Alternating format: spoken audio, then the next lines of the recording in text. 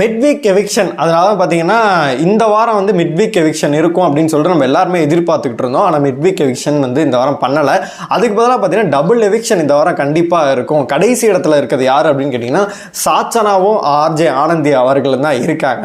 இவங்க 2 பேரும் தான் இந்த வாரம் வெளியில் போகிறாங்க. சனிக்கிழமை ஒருத்தர், ஞாயிற்றுக்கிழமை ஒருத்தர், இந்த மாதிரி 2 பேருமே இந்த வாரம் வெளியில் போகிறாங்க அப்படின்ற நியூஸ் தான் வந்திருக்கு. சாச்சனா வெளியில் போயே தீரணும் அப்படின்ற மாதிரி பார்த்தீங்கன்னா எல்லாரும் வந்து கங்கணம் கட்டிகிட்டு இருக்காங்க. ஆனால் மகாராஜா அவர் பொண்ணை வந்து காப்பாற்றியே தீருவாருன்னு சொல்லிட்டு அவர் ஒரு சைடு கங்கணம் கட்டிக்கிட்டு இருக்காரு. ஏன்னா அது எப்போயே அது போக வேண்டியது. போன வாரம் வந்து வர்ஷினி வெளியில் போனது சந்தோஷம், சாச்சனா சேவானதாண்டா வருத்தம் அப்படின்ற மாதிரி சொல்லிக்கிட்டு இருந்தாங்க. ஏன்னா வந்து 50 நாளை தாண்டி வந்து போயிட்டு இருக்கு. இந்த டயத்தில் வந்து இன்னமும் லக்கேஜ் இன்னும் 18 பேர் இருக்காங்க. இன்னும் பிக் பாஸ் ஷோ ஆரம்பித்த மாதிரியே உள்ளே இருக்காங்க. மொதல் சீசன் இந்த சீசன் அப்படின்னு தான் சொன்னோம். அதில் கண்டிப்பாக இந்த வாரம் வந்து டபுள் எவிக்ஷனுக்கான பாசிபிள் அதிகமாகவே இருக்குது அப்படின்ற மாதிரி சொல்கிறாங்க. ஆர்ஜே ஆனந்தி கன்ஃபார்ம்டு, அதுக்கப்புறம் பார்த்தீங்கன்னா சாச்சனாவும் கன்ஃபார்ம்டு.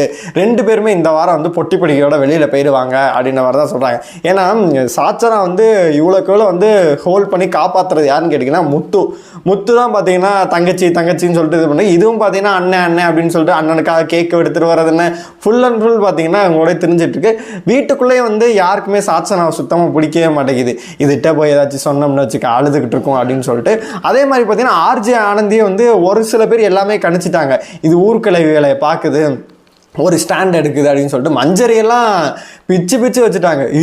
இப்போ தாண்டா நான் இந்த ஆர்ஜே ஆனந்தியே கணிக்கிறேன். பார்த்தா நம்ம ஒருத்தவங்க 2 பேரும் போராடிட்டு இருக்காங்க, போய் அழகாக கேமை களைச்சி விடுது அப்படின்ற மாதிரி சொல்லியிருந்தாங்க மஞ்சரி கூட. அதனால் ஆர்ஜே ஆனந்தி வந்து சுனிதா போகிறப்பே வந்து போக வேண்டியது. இன்னைய வரைக்கும் பார்த்தீங்கன்னா காப்பாற்றப்பட்டது ஏதோ ஒரு ஃப்ளூக்கில் இருந்துட்டாங்க. அதனால் இந்த வாரம் வந்து அவங்களுக்கு பாயாசம் கன்ஃபார்ம் அப்படின்ற மாதிரி தான் நியூஸ் வந்திருக்கு. என்னைய பொறுத்த வரைக்கும் ரஞ்சித் வந்து அந்த 75வது நாள் வரைக்கும் இருப்பார் போல இருக்குது. பெரியாராமன் உள்ளே வந்ததுக்கப்புறம் தான் அவர் வெளியில் போவார் போல இருக்குது. அவருக்கும் ஓட்டிங் அவ்வளோ போட்டுக்கிட்டு இருக்காங்க அப்படின்னு தான் சொல்லணும். இந்த நீயும் பொம்மை நானும் பொம்மை டாஸ்கில் ஜெயிச்சவங்களுக்கு வந்து நாமினேஷன் ஃப்ரீ கிடைக்க போகுது அப்படின்ற மாதிரி ஒரு நியூஸுமே வந்திருக்கு. அது எந்த அளவு உண்மை அப்படின்னு தெரில. அப்படி கிடைச்சிச்சுன்னா யாருக்கு கிடைச்சா நல்லா இருக்கும்னு நீங்கள் நினைக்கிறீங்களோ மறக்காம கமெண்ட் பாக்ஸில் சொல்லுங்கள்.